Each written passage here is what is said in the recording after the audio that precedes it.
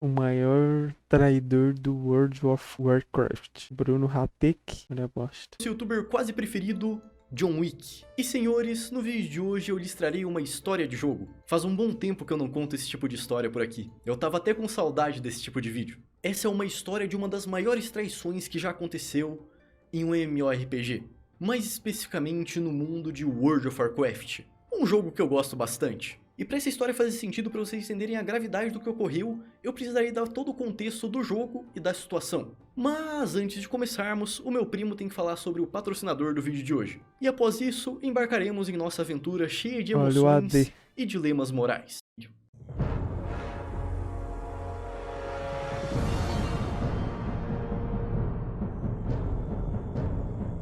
Ah, o bom e velho World of Warcraft, também conhecido como WoW. Acredito eu que todo ser humano que habita o planeta Terra sabe mais ou menos do que se trata o jogo. O WoW é um RPG que está no ar desde 2004 e de tempo em tempo ele lança novos conteúdos através de expansões. Algumas boas, algumas ruins e algumas a gente finge que não existiu. Ele é meio que o pai dos MMOs, enquanto o Tibia e o Ultima Online são os avós. E o jogo conta com mecânicas que está presente em basicamente todo o MMO. Você vai lá, pega a quest, mata 10 bichinhos, ganha XP, upa de nível, troca de equipamento, e quando você menos percebe, o seu personagem vai disso pra isso. Um clássico MMORPG, com muitas raças, muitas classes e muita história em cada coisinha presente nesse mundo virtual. Pois bem, dentro do WoW, além das quests espalhadas pelo mundo, você também tem as masmorras e as raids, que são mapas separados do mundo principal. Elas podem ser acessadas através de portais que ficam em pontos específicos do mundo, ou você pode acessar usando o localizador do jogo. As masmorras e raids são mapas feitos para serem jogados em grupo com outros jogadores. Quando você e seu grupo entram em uma, é criada uma instância particular só para vocês. E o objetivo é simples, avançar pelo mapa derrotando todos os monstros e chefões pelo caminho. E para concluir, você precisa matar todos os chefões. Os inimigos aqui são mais fortes do que os que você encontra no mundo normal, então por isso é necessário a força do grupo inteiro para enfrentar eles. E nas masmorras e raids é onde você dropa os melhores equipamentos. Só que existe uma diferença entre masmorra e raid. As masmorras geralmente são mais simplesinhas e curtas. Os chefões têm poucas mecânicas e os grupos são de apenas 5 jogadores. Um tanque, um curandeiro e 3 personagens de dano, também conhecidos como DPS.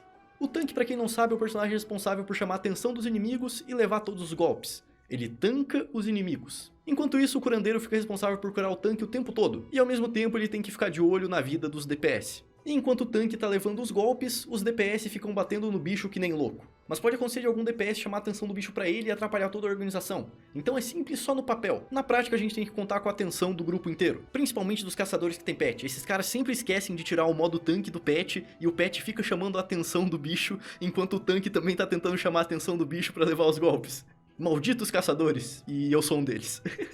Agora as raids daria pra dizer que são super masmorras. Com mapas maiores, inimigos e chefões com várias mecânicas e cabem de 10 até 25 jogadores. Elas costumam ser bem mais longas e exigem mais da atenção dos jogadores e do trabalho em equipe. E quando eu digo que são bem mais longas não é exagero. Enquanto uma masmorra normal vai demorar 20 minutos para você concluir, uma raid pode levar de 1 a 2 horas para ser concluída. E para facilitar um pouco o trabalho dos jogadores, existem as extensões que você pode colocar no jogo, também conhecidas como add-ons. Elas podem adicionar informações na sua tela, como coordenadas, aviso de ataque especial do chefão, mudam o tamanho e design de barras de vida, automatizam algumas funções do jogo e muitas outras coisas. Existe add-on de todo tipo. Add-on, chame como você quiser. Eu particularmente chamo de Felipe. Lá nos primórdios do jogo, antes de qualquer expansão ser lançada, existiam raids de 40 jogadores. E as pessoas tinham que ir a pé até os portais dessas raids, que demoravam 3 horas para serem concluídas. 40 pessoas na mesma raid. Imagina a bagunça. Na verdade, hoje em dia você não precisa só imaginar, já que no WoW atual você pode acessar a versão antiga do jogo através do WoW Classic, que são servidores que rodam a versão de 2005 do jogo, antes de ser adicionada qualquer expansão. Além do WoW padrão e Classic, recentemente foi lançado o WoW Classic Nunca cheguei a Hardcore, jogar onde você World cria of seu Warcraft, personagem não. e joga normalmente, mas se você morrer, a sua morte é permanente. É um modo bem interessante, enquanto na versão normal você joga meio que sem medo, puxa 5 bichos ao mesmo tempo, anda tranquilamente por zona de nível alto, no hardcore você tem que ter um pouco mais de cuidado, senão vai perder o personagem e vai ter que começar tudo de novo. Guarde o que eu acabei de lhes contar, tudo isso será importante daqui pra frente.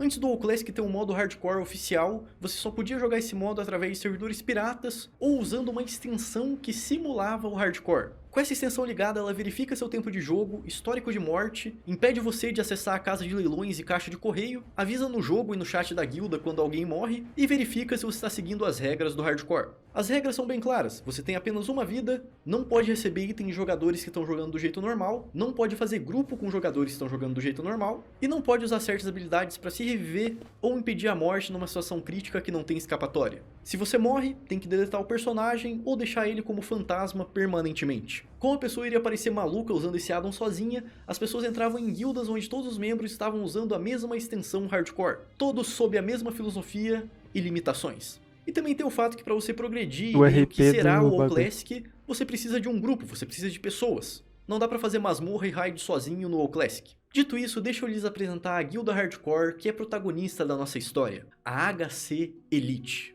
Essa é uma guilda que, assim como qualquer outra, os jogadores se juntam para upar, completar masmorras, farmar itens, fazer raids. E muitos membros da HC Elite dá pra dizer que são pessoas que entendem muito do jogo, porque elas conseguiram chegar até o nível 60 sem morrer, que é o nível máximo do WoW Classic. Assim como a maioria das guildas, a HC Os Elite tinha o nerdão. objetivo de zerar o Classic, ou seja, completar todas as raids do jogo. Quando você chega no nível 60, todas as raids ficam disponíveis para você fazer, mas existe uma ordem certa para fazer elas. Porque apesar de você estar no nível máximo, seus itens não vão automaticamente para o nível máximo. Você precisa dropar itens com atributos fortes o suficientes para poder fazer uma raid. Se não, é 2 porradas e você volta para casa chorando. Por exemplo, para você poder fazer a raid Molten Core, você precisa passar um tempinho jogando masmorras de nível 60 para dropar itens bons o suficientes para você ser capaz de aguentar essa raid. Aí pra você poder fazer a raid que vem depois do Molten Core, você precisa dropar os itens bons que tem no Molten Core. Essa é uma explicação extremamente resumida, mas eu acho que dá pra pegar a ideia. Pois bem, o HC Elite era uma guilda unida e já estava há mais de um ano evoluindo no jogo e completando raids. E finalmente chegou o dia deles fazerem a última raid do WoW Classic. Uma raid que leva 3 horas pra completar, o Naxxaramas com 40 pessoas.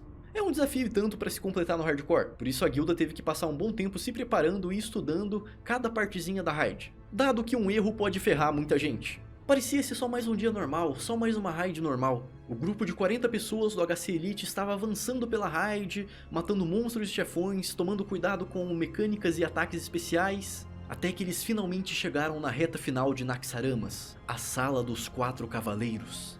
Aqui nessa sala os jogadores enfrentam ao mesmo tempo 4 chefões extremamente poderosos, cada um com seu próprio ataque especial e seu próprio debuff. A Lady Blamu com seu poder Área de Caos, que invoca um círculo preto no chão que causa muito dano naquele que pisa dentro do círculo. O Grão-Lord Mograine com seu poder Fogo da Retidão, que causa um dano de fogo contínuo que tem chance de ser ativado do nada no jogador que está sendo atacado por ele. O Sir Zilek com seu poder Ira Sagrada, que envia uma corrente de luz que causa dano sagrado nos jogadores. E essa corrente primeiro atinge o tanque e depois vai atingindo um por um das pessoas que estão em volta do tanque. E cada vez que a corrente atinge uma pessoa nova, o dano é multiplicado. E por último, mas não menos importante, nós temos o Thane Cortaz, com o seu poder Meteoro, que derruba um meteoro na cabeça do alvo e divide o dano entre os jogadores próximos do alvo. Além desses poderes extremamente fortes e perigosos, a batalha contra esses cavaleiros é muito difícil por conta de cada um ter seu próprio debuff, chamado de marca. Essas marcas são aplicadas nos jogadores que estão dentro do raio de proximidade do chefão, e podem ser acumuladas. Quando o jogador está com a marca, ele recebe mais dano. Como seria quase fatal um jogador ter mais de uma marca ao mesmo tempo, o grupo de 40 pessoas é dividido em 4, e cada divisão puxa um cavaleiro para um dos cantos da sala, para evitar que os jogadores acumulem marcas. Por conta dessas marcas serem lançadas pelos chefões de tempo em tempo, os jogadores têm que fazer uma rotação para evitar que ele fique com uma marca repetida. Ou seja, olha isso, eles não podem estar no mesmo raio de proximidade de 2 cavaleiros ao mesmo tempo para não ficar com 2 marcas, e eles não podem passar muito tempo batendo no mesmo cavaleiro, porque senão eles podem ficar com marca repetida. E tem toda uma ordem de rotação que os jogadores precisam fazer, que é essa que vocês estão vendo na tela aí agora. Olha que confusão. Os caras que estão embaixo têm que subir, os caras que estão em cima têm que descer, e depois de um tempinho os caras que estão embaixo têm que subir de novo e os outros têm que descer. E aí ao mesmo tempo, enquanto tá rolando essa rotação entre os tanques e os DPS, os curandeiros têm a sua própria rotação, e ninguém pode errar. Então tem que ter uma memória e atenção boa para não dar ruim. Se isso deve ser difícil de fazer no modo normal, imagina a pressão de fazer no hardcore, tendo só uma vida. Pois bem, sabendo das dificuldades das mecânicas dos cavaleiros, é hora da gente ver o HC Elite em ação. É hora de vê-los enfrentar esses chefões perigosos, depois de muito tempo de preparação.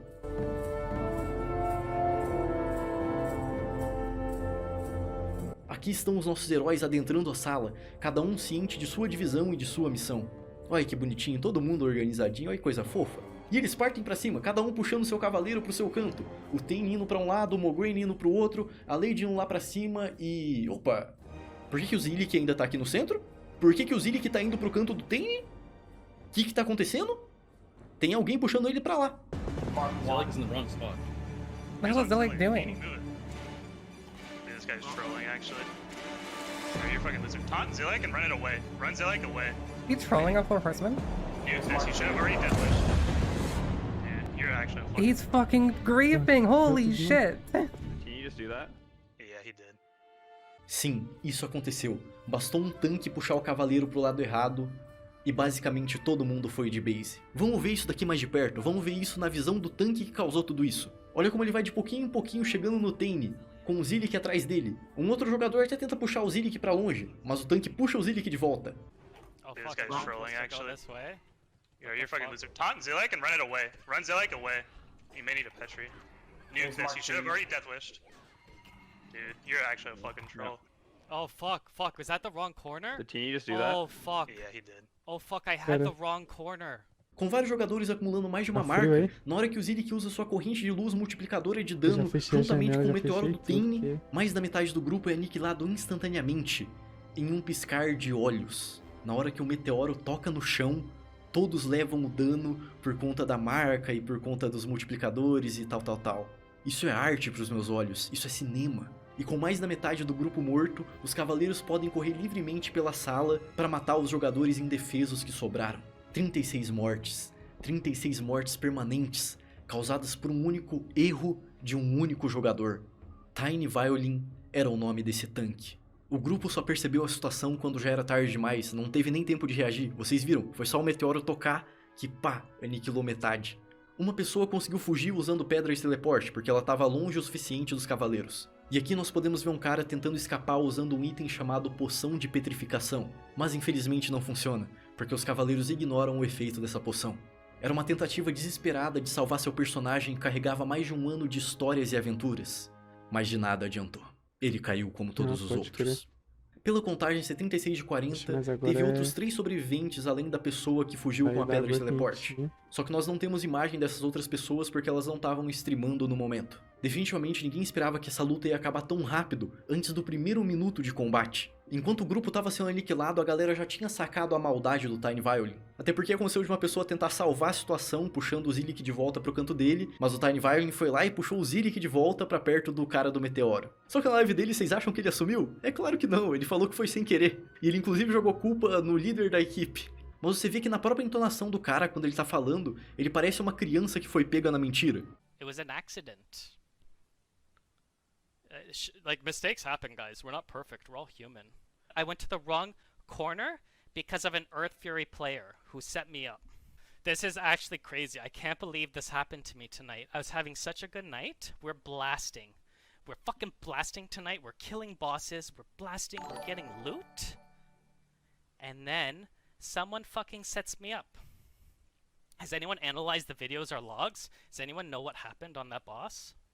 Imagina, senhores, você dedicar mais de um ano da sua vida a um personagem, ter todo o cuidado do mundo pra não morrer de bobeira, conseguir completar raid sem morrer, conseguir evoluir ele, pra acabar morrendo nas mãos de um traidor, nas mãos de alguém da sua própria facção, da sua própria guilda, que você inocentemente confiou. Um troll. Assim que a história começou a ganhar hype e streamers grandes como o Asmongold reagiram, a galera trouxe à tona o passado do Tiny Violin. E esse cara era um troll de primeira. No WoW Classic existe um negócio chamado World Buff, que são bônus que você pode coletar para o seu personagem indo em áreas específicas do mundo e pegando eles. E esses buffs melhoram atributos específicos, como mais 10 defesa, mais 10 agilidade, esse tipo de coisa, sabe? O Tiny Violin tinha 16 contas logadas ao mesmo tempo e ficava camperando em áreas de World Buff para remover o buff da galera assim que eles iam lá pegar. Ele tinha 16 contas logadas ao mesmo tempo. Ou seja, você viajava pelo mapa para ir lá coletar aquele buff específico e no momento que pegava, o cara aparecia para tirar o seu buff. E aí as pessoas tinham que pagar dinheiro real para ele não tirar o buff delas, para ele deixar elas em paz. O cara era basicamente um mafioso, ele fez dinheiro real coagindo jogadores. Em 2021 ele teve essas contas permanentemente banidas. dado que ele estava quebrando os termos de serviço do jogo, por conta de estar perseguindo jogadores e cobrando o dinheiro real deles. O nome dele era conhecido na comunidade do WoW Classic, as pessoas sabiam de seu crime. Mas como então que ele foi parar dentro de uma guilda hardcore, em um papel tão importante, sem nem esconder sua identidade? Bom, se vocês mergulharem de cabeça nessa situação, vocês vão ver que o buraco é bem mais embaixo. A traição vai além das 36 mortes. Ele não era um cara aleatório que foi aceito do nada na guilda. Vamos começar escutando o depoimento da Calamity, a jogadora que escapou usando pedras de teleporte. A live dela não tá mais disponível porque já faz alguns meses que isso aconteceu, então vai ter o rosto do Asmongold ali no canto reagindo à fala dela. What'd you expect? Esse Asmongold aí, ele, mano, é gigantesco fazendo esse jogo aí. His tiny violin came to us a year ago saying, hey guys, I want to be reformed, I want to do this, I want to pump. Stays here for a year, making friends, literally hanging out outside of Raid with us. Listen to this. And goes, yeah, I'm here for the long haul, I want to kill KT. I give him a second chance. Because I believe in people changing. And Well, that's on us, right? Senhores, mais de um ano jogando junto, em live, fora de live, fazendo as raids que vêm antes do Naxxaramas. O Asmongold, quando estava reagindo a isso, listou tudo que o Tiny Violin precisou fazer para chegar até o momento dos 4 cavaleiros. E foi bastante coisa. Ele teve que upar até o nível 60 sem morrer, que já é uma conquista e tanto. Ele teve que jogar muito com a guilda para ganhar a confiança deles. Ele teve que ser um bom tanque nas raids para ganhar a confiança da galera como tanque, dado que essa é uma peça fundamental para o sucesso de uma raid. Participou de todas as outras raids como um jogador normal, fazendo tudo certinho. Se dedicou para evoluir o personagem para poder acompanhar a galera nessas raids. E o detalhe mais importante e vilanesco que o Asmongold citou: ele não teria conseguido matar essas pessoas em nenhuma outra raid. Precisava ser essa raid, precisava ser esses chefões. E ele tinha que estar nessa função. Qualquer outra raid não teria como ele puxar o chefão da forma que dá pra puxar nessa. Se fosse outro chefão, ele teria morrido antes de conseguir matar alguém. E em outros chefões teria como a galera escapar usando um item chamado Poção da Petrificação. Esses cavaleiros em específico ignoram o efeito dessa poção e conseguem atacar o jogador mesmo assim. Esse cara é um dos maiores vilões que já pisou no World of Warcraft. Pode ser que quando ele entrou na guilda, mano, inicialmente ele não tinha essa economia. intenção. Mas quando surgiu Tipo, até economia, as paradas que os caras fazem nesses jogos aqui, tio. O cara gasta mó dinheiro, mano. Tem aquele RuneScape também, pá, que os caras falam que a economia do bagulho é real e pá. E, mano, os caras fazem bagulho pra te roubar, é quadrilha mesmo. Dentro de um jogo, mano. a intenção, ele teve que planejar. E só um vilão seria capaz de fazer tudo isso. Um vilão com muito conhecimento de jogo. Quando isso aconteceu, a galera até começou a brincar e chamar ele de Quinto Cavaleiro, como se ele fosse um chefão secreto que ninguém esperava.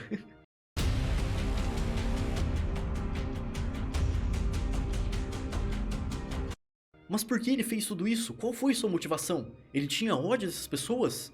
Ou ele só queria dar uma trolladinha? Ele insistiu por um tempo nesse papo de que foi sem querer, que não era a intenção dele, que não foi culpa dele. Mas quando ele foi entrevistado por um youtuber, ele inventou outra história. Ele entrou num papo de que fez aquilo porque ele estava cansado das corrupções que estavam rolando dentro da guilda. E queria dar um fim naquilo. I got to 60 in hardcore and I played with HG Elite for about a year.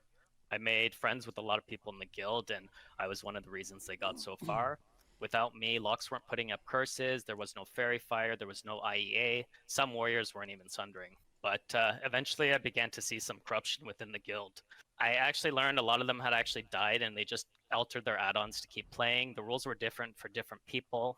I started warning my friends that Judgment Day was near and I was looking to put a stop to what I thought was fake hardcore.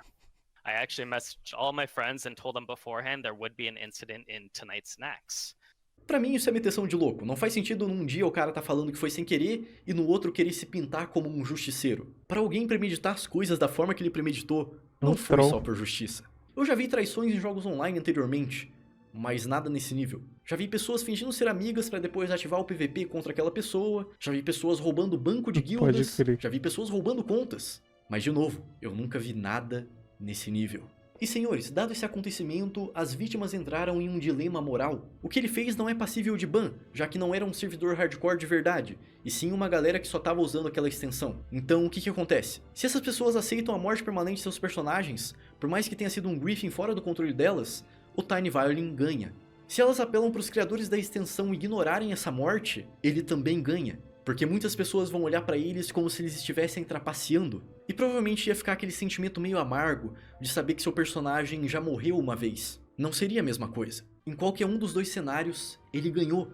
Ele sujou suas mãos de sangue e ainda alugou um triplex na cabeça das 36 vítimas. Se você estivesse na situação deles, qual Deve ter caminho você ganhado escolheria? dinheiro também. E aí eu também te pergunto, o que é mais perverso?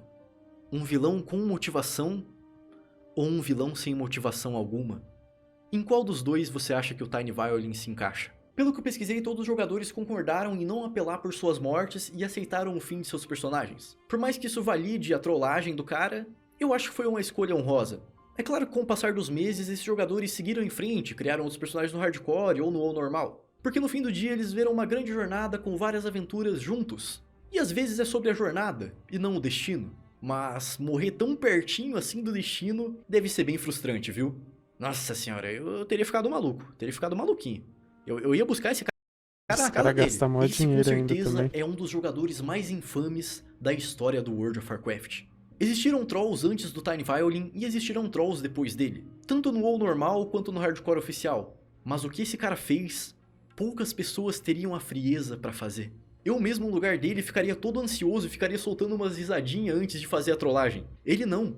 Ele foi frio executando seu crime e foi frio mentindo depois. Na minha opinião, essa é uma história bem impressionante e eu pensei que vocês gostariam de ouvir ela. Por isso eu resolvi trazer ela aqui pra vocês.